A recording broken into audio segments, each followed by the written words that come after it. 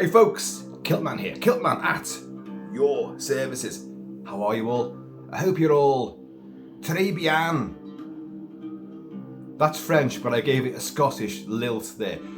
Très bien, hey! I'm Gaelic, me, you know. Parisian stuff. I've got a great white shark there with a little Parisian beret on his head. There's the Eiffel Tower there. There's a little wee Eiffel Tower there with a great white shark coming up beneath it. What's going on? What am I alluding to? On the tail fin of doing a great big commentary track for The Great Jaws 2. We've got more shark news. I only found out about this today, but I was like, you are? Really? Sacre bleu! A film called Under Paris, to give it its English translation, is coming out on Netflix in the summertime of 2024. So a scant few months away. And it's a great big monster shark movie. But in gay Paris, how can that be? Well, it's based in the River Seine, which is a 777 kilometre long river. That's about 483 miles, give or take. And it starts up in northern France, sweeps through Paris, and it goes out into the English Channel. Yes, so seaborne creatures can enter. So, apparently, in the premise of this movie, which is, it's set during the World Triathlon Championship, which is being held in Paris, France. Only in reality, it's not. It's being held in Spain, in Malaga, this year, 2024. But, so you've got an event, you've got people in the water, lots of people, and there's a huge influx of tourists and spectators. You've got obviously jurisdiction, like we can't close the river because we need all the money from all this, the revenue. Does it remind you of anything already? Giant shark menacing people. There's a huge event taking place which the city doesn't want to close down. And enter into this 3 people who must battle this shark. 3 people. One of whom is a brilliant young scientist, a female, called Sophia. Yeah, I've got little notages here. And she learns from Mika, who is a young environmental activist, about the presence of this rather large, menacing, hungry shark in the River Seine. And together, they team up with the Seine River Police Commander, Adil, to go and combat the shark and save the day.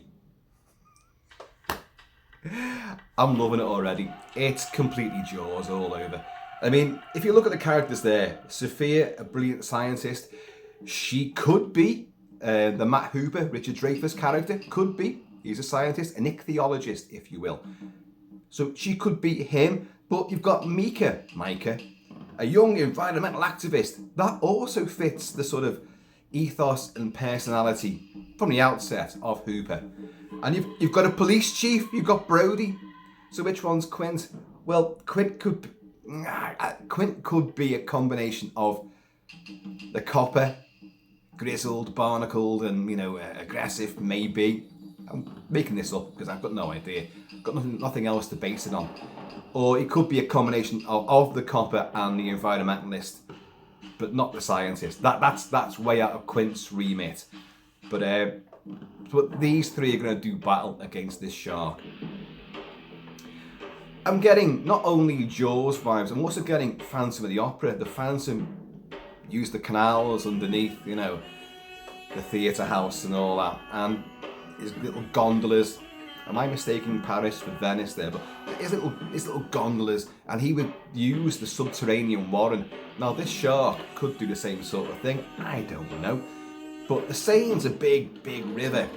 It's nice and wide, nice and deep. And with a lot of people doing this kind of World Triathlon Championships, there's a veritable bloodbath awaiting us there. It's being directed by, or made by, Xavier Gens or Xavier Gens, I don't know how you pronounce it. And this guy did the hard-hitting, really hardcore thriller Frontier, Frontiers, which everyone goes, oh, that's real, like, it's XXX, you know, it's really hardcore, nasty horror. It's not a horror film. It's about a neo-Nazi family who torture and kill and cook and eviscerate some people. But it's not, it's more of a thriller than anything else, just with a really hardcore edge to it. He did Hitman, he did The Crucifixion, and a few others. Mayhem, I think he did. So he's got a penchant for the nasty stuff. So I've got a feeling about this, that it's going to be sort of the antidote to the tame shitfest that was Meg to the Trench under the direction of Ben Wheatley. I've said before, Statham in the Meg, I quite enjoyed, although it is sanitised and watered down. The body count is not there, the gore is not there, and in Meg 2 there's even less. It's just, Meg 2's garbage. So I think this kind of could be like, well, Hollywood's doing these shit watered down versions. Well, I'm the guy that brings blood and guts and real uber nastiness, and I'm gonna bring this to a shark movie. Yes! Rejoice! You know. I think it could be great. It could also be total turd. It could be. It could be a floater. It genuinely could. The poster, which you've seen on the thumbnail, what kind of shark is that? I don't know. I've already had people talking to me today saying, that's a bull shark. Well, I don't know. That could be bullshit. I don't know. I don't know what kind of shark it is. It's got a great big dorsal fin, and it's got a great big blunt snout and all that. It looks very great whitish to me. And it could be, you know. In all honesty, in all reality, great whites have been spotted off pretty much every coast in the world. They've been spotted off Cornwall, up the Orkneys and Scotland, Scandinavia, all the American coastline. Great whites have been there. Great whites in the Med, great whites around South Africa and Australia, obviously. They're everywhere. In the Mersey, where I'm sitting right now, literally 10 minutes away from the Mersey. With a good bit of a run-up, I can spit into the Mersey. The Mersey is now so clean at the moment that we have, I think, 433 species of fish, new species of fish, which have been encountered, and 5 species of shark. Yes. And only recently, literally a few weeks ago, a guy I'm on the Wirral, which is that great big erect penis-shaped bit of topography in the northwest of England, a big peninsula which comes out at just the right ejaculatory angle into the Irish Sea. And on our side, on the Wirral side, a guy only recently caught what are they called? A brown. I wrote it down somewhere. Did I write it down? I didn't. But it's a brown saw-backed shark, which they grow to like 5 to 6 feet, and he caught a 5-footer. Just literally just down there he caught it with a rod. Wow, brought it up like. And now if you look at those things, they look saw-back, rough-hewn. I forgot the name of it. Google it, it's up there anyway. Now, 5 foot long, they have a nice big serrated backed dorsal fin. They've got the pectorals and they've got all the other fins that you need, and they've got a nice snout. Anyone who doesn't know sharks, and clearly I don't because I forgot the fucking name of it, would assume that's a baby great white. It's the exact size, well not size, but the profile and shape of a great white. It's just a youngster. The mother must be around here somewhere. Shades of Jaws 3 there, of course, which ripped off Gorgo, something chronic. But so what I mean is sharks are everywhere, and the River Seine empties out into the English Channel. So if you've got sharks in the English Channel, a shark could theoretically swim upriver and arrive in Paris. Maybe he wants to go to the Moulin Rouge, who knows? But he's out there having a bit of fun, and sometimes he'll get hungry, and Paris is known for its fine cuisine. So, you've got all these championship triathlon triathletes even, and they're going to be taken to the water at some point. It also kind of reminds me a bit of Alligator. I don't know why, because there's some imagery which has come out from, I think, the main three, those three cast members, and they seem to be like in an underwater sort of, like the sewer system or something like that. There's definitely a roof over them. It's like a stone or a concrete roof, and there's water all around. But so I can't. Again, that's why I'm thinking of Phantom of the Opera, and also Alligator, the great Alligator with Robert Forster, an absolute classic of a movie, which I'll be covering properly very soon. Kilt-Man, stop making promises that you may not keep. I always do this. I always run ahead of myself. Oh, I'm going to cover that, and then things get in the way and I start covering them instead. But c'est la vie. Hey. Merde. Cheers. So I'm actually playing Joe LaDuca's score for Brotherhood of the Wolf, Les Pactes de Loup by Christophe Gans. Many of you know it's one of my favourite movies ever, and it tells a fantastic action-packed adventure and also horror and thriller and historical drama period piece and romantic tragedy version of The Legend of the Beast of Gavodin, which people liken it to the werewolf mythology. And I've talked about it a lot in the past. I'm not going to go into it right now. But again, it kind of reminds me of that, because there was a great big conspiracy there, a government conspiracy, a royal conspiracy. It was to overthrow the monarchy at the time. King Louis the 15th, 16th, one of them anyway. And they used the beast to poke holes in his power, over rural countryside. If you can't even control that, women and kids are being slain by the dozens. Some people say 400 were killed, some say more, some say around about 250 sort of thing. The figures vary, but a lot of people got chewed up. But they reckon it was like a lion or a beast that was brought back and then trained to become an attack animal. But it was all part of the big conspiracy to overthrow the monarchy and lead to revolution. You know what them French are like. And this film could lead to that as well. Who knows? But I think there's a flavour of that as well, because you can tell, even from that brief synopsis, that these three, no one's going to believe them there's a shark there. Things will happen and some remains will be washed up inside the sewer gates or whatever. Only a shark could have done that, blah, blah, blah. But the authorities, no, we've got this big event. We can't stop that. We can't close it down. It's got to go ahead regardless. You are sane river commander. You're actually insane. So don't hear no more of this shark stuff. Requin is the name for shark in French. Le requin, not le requint. That'd be quite cool, wouldn't it? But you can see what they've done here. It's very clearly want to make a shark movie, and you've had all the Sharknado movies and all that kind of stuff, like your Deep Blue Sea, which is fantastic, the Reef, Open Water, The Shallows, which I do enjoy The Shallows, but the one I like most, it's Bait, where it's a tsunami on the Australian coast, and it takes out an entire town, and various characters, some good, some very nasty, get stuck inside a submerged supermarket, shopping mall, and you've got sharks are in there. They're in the car park beneath, and they're in the actual aisles of the supermarket, and it's great. And there's some chomping moments in it too, and it's really enjoyable. So you can make great modern shark movies. Deep Blue Sea is fantastic. Deep Blue Sea 2 is a turd. Deep Blue Sea 3 isn't that bad, but you can see already, Deep Blue Sea got 2 sequels out of it, which were unwanted and completely unnecessary, just tagging onto the title. That's what they always do.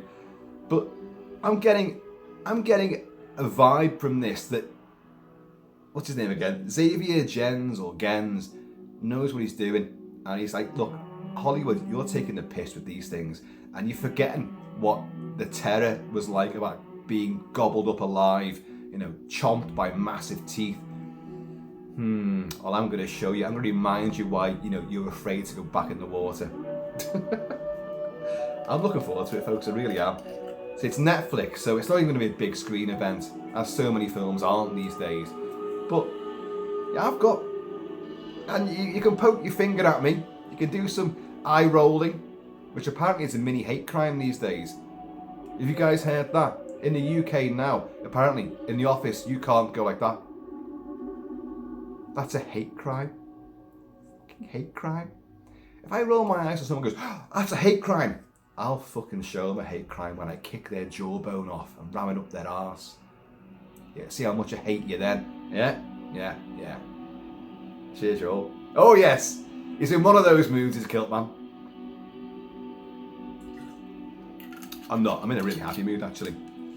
What we saw this morning, me and Mrs. Kilt-Man, just out past the drawbridge and on the other side of the moat from Kilt Mansion, an entire troop of kids, 6 years old, about 50 in one contingent, and then followed a few minutes afterwards by another contingent of 50, were being taken for a little trip to the library.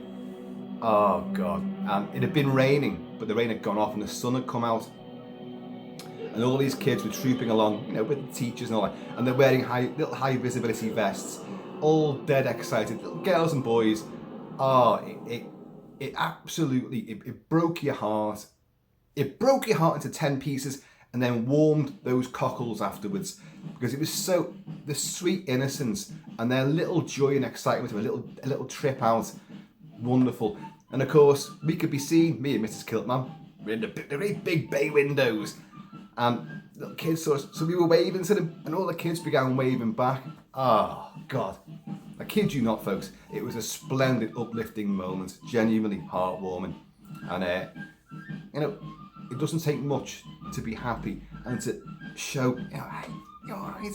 There's nothing sinister about it. They're the future, you know, kids.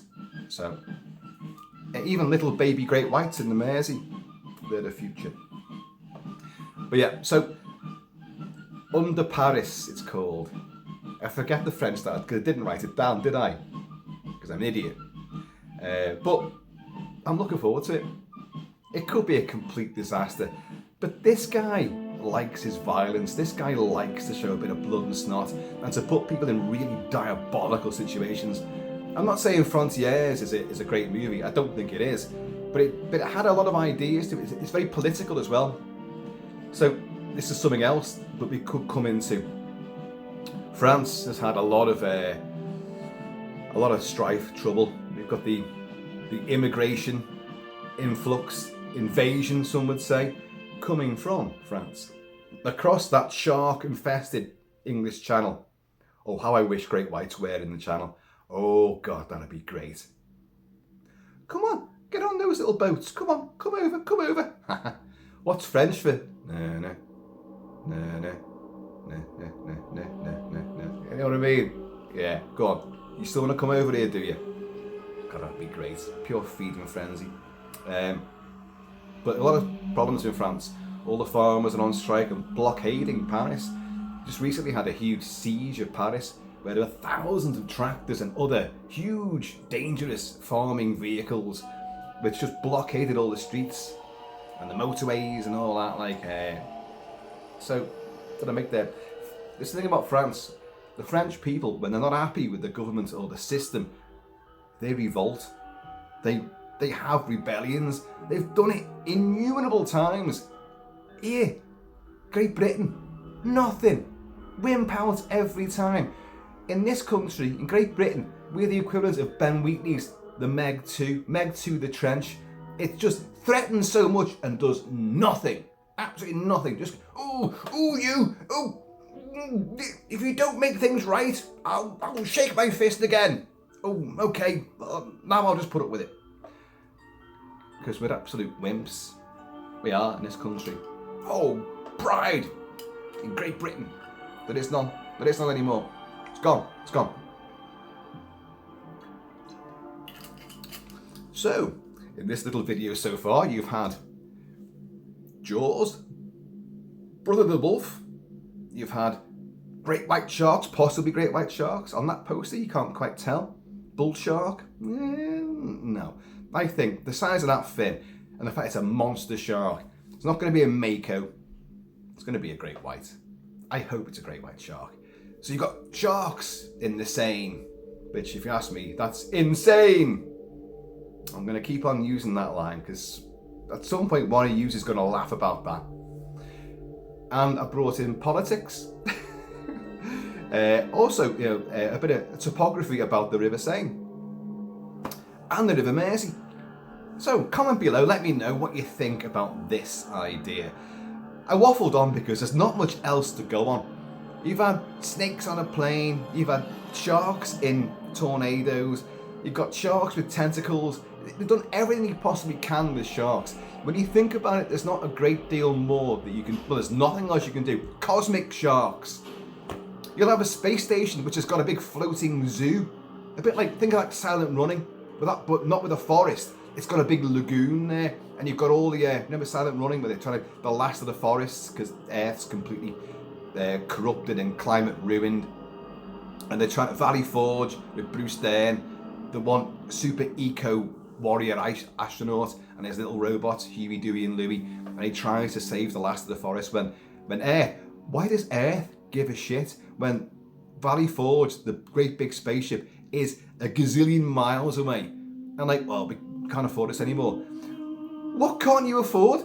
It's self-sustaining, you idiots. So we're gonna pull the plug, gotta blow up all these forests, these saved forests so far. Now, gotta blow them all up, and he ends up killing his co-astronauts and saving the last forest. That's the whole point.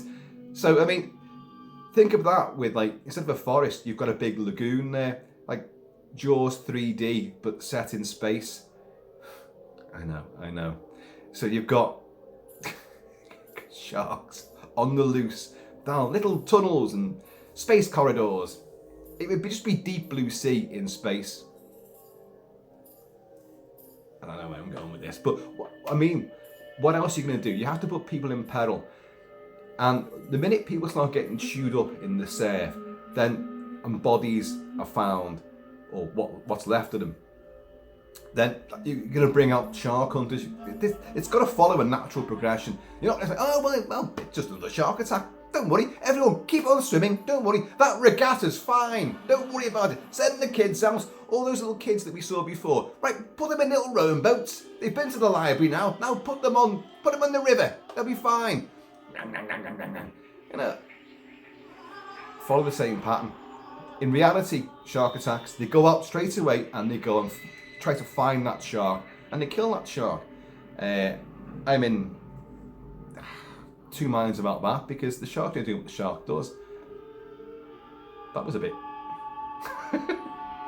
No. Looks quite rude as well, doesn't it? Oh well, there's a meme coming up there, isn't it? It's been a slow day, folks. Believe me, it's been a slow day. But there's not a great deal you can do. And films tend to have, like this, they become disaster movies. You have to have the thing, it's still got to go ahead regardless. I don't believe what you're saying. Despite all these carcasses, these half-chewed bodies. Look at that! What did that is out there now, and you want to put more people in the way of that? Well, I've said my piece. You're fired! Same old template, but there's a reason why we keep watching these things, and I think this one has to strike out in a different way and be nastier. You have the Jaws rip-offs, Tintorera and The Last Shark. The Last Shark especially was a huge, almost note-for-note, dialogue-for-dialogue rip-off of Jaws. But these kind of went a bit more into the gore, not very convincingly. And in the case of Tintorera, it was almost a soft-core porn movie as well. Not very good at all. The shark was forgotten about for a long stretch of the time. But they were a bit more extreme. So I think what this guy's going to do, and I hope he's going to do, he knows he's playing with a trope, he's playing with a cliche, a very well-known, I keep trying to show the Eiffel Tower behind me there, he knows what he's doing, and he knows that we know what he's doing, but what he could do is like, right, you want to see nastiness, you want to see what sharks really do, here you go. I hope so. I really do. So I love shark movies anyway, but for every great shark movie, there's 10 or 15 really shit ones. Let's just hope we don't get, this version is not merde.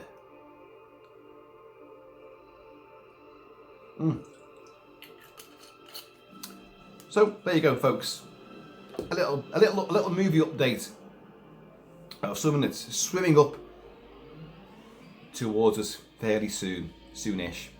Netflix, yeah, I'm not that bothered. So many movies are going straight to streaming these days. I can't be bothered to kick up a stink about that now, because it's happening so often that it's become the norm. There's loads of films still at the flicks, loads. You know, my son goes to the flicks almost every other day.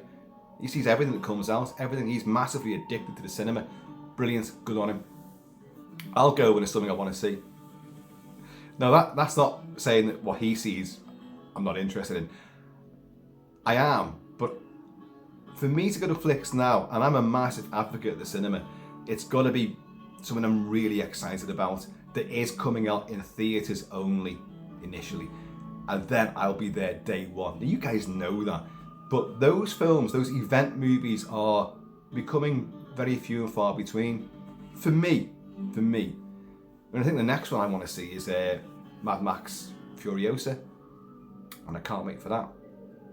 But there'll be others. But it doesn't distress me at all that a lot of films are going straight onto, streaming, because at least you've got immediate access to it. But studios are going to collapse. Actors don't get paid. They do get fucking paid. Of course they get paid. Their contracts are now they get paid to do the bloody job. Act in this, be that character, get bitten in half, say choke on him.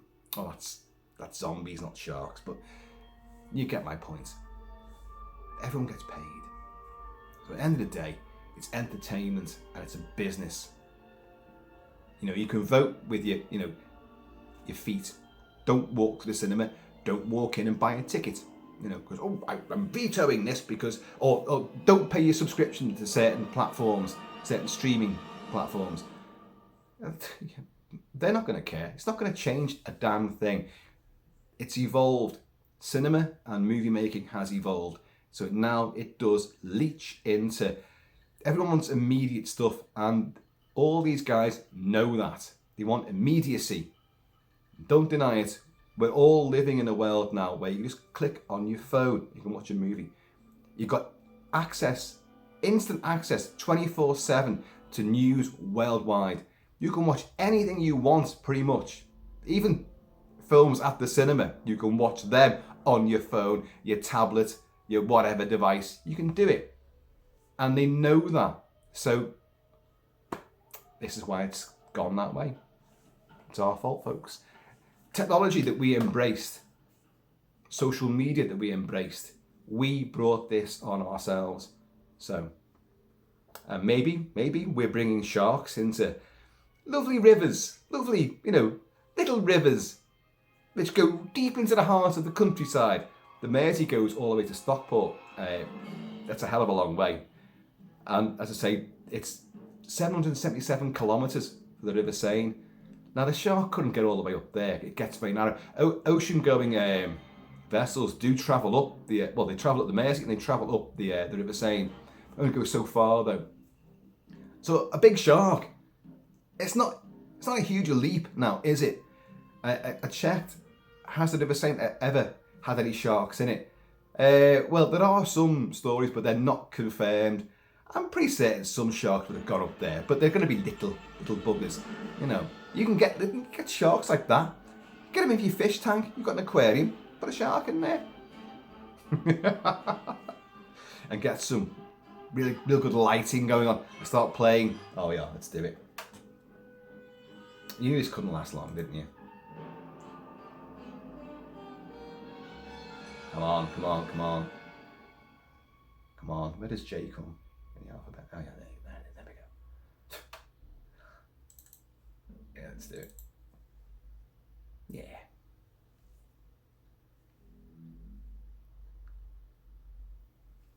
Those cellos, those underwater cellos, waterproofed. an entire orchestra in scuba gear.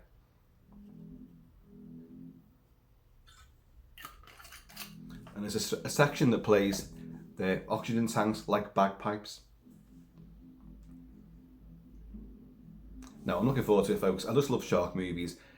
If this one's done right, and it's nasty, it's grisly, and exciting, this guy can put a lot of tension and suspense and make you really dread what's going to happen to someone. He wipes out people in their frontiers you don't expect to die, and not expect to die quite in the way that they do. It is a raw, nasty, unflinching movie. Became very notorious, but let's hope he brings that aspect to this, and then we've got a real new age shark movie, which isn't for families. Jaws and Jaws 2, families could sit there with their popcorn and watch. You know, so this is what happens, and an alarm comes up with a big bite out of there. Like, there's no way that Chrissy Watkins's body, or what Hooper describes as being in that little tray, could actually be in that tray. Doesn't matter. It doesn't matter. It's grim enough. And of course, Quint getting bitten off. Teddy Grossman's the estuary victim, his leg floating down. Yeah. Poor Alex Kintner. It's gorier than a family-rated movie should be, with swearing and with sexual innuendo in it as well, courtesy of Quint, of course, and also the Brodies when I get drunk and fool around. Oh yeah. Cheers, y'all. So, I'll say it again. Comment below, let me know what you think about this. It could be something and nothing. A lot of French things are. France is great. I love France. Been around France quite a bit as well.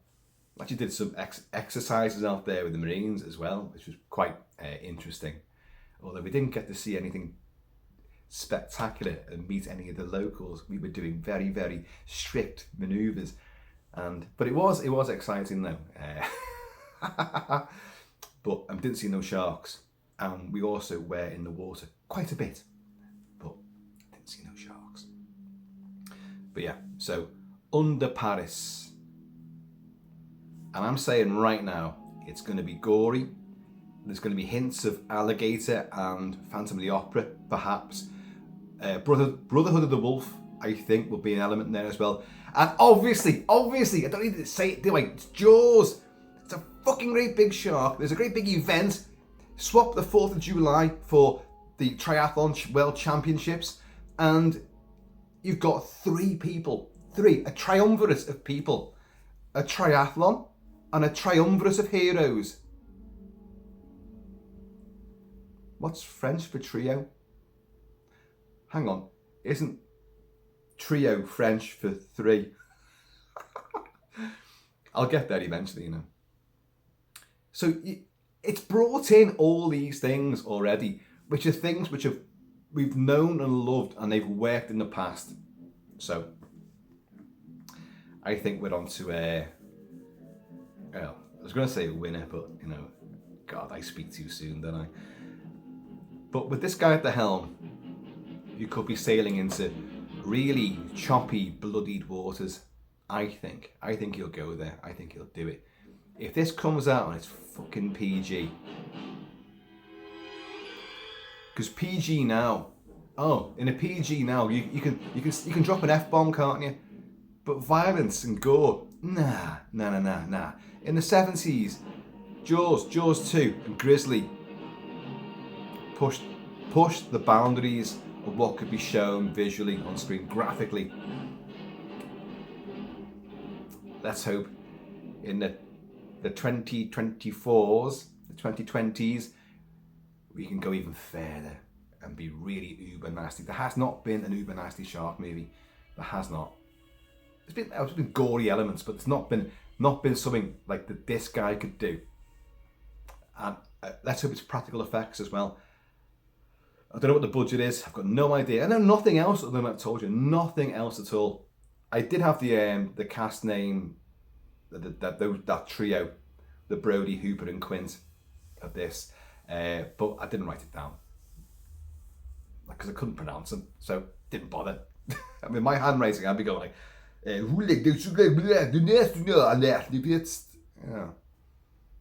There was about 10 different lingos in there, wasn't there? Oh, aye, Tribian, you know.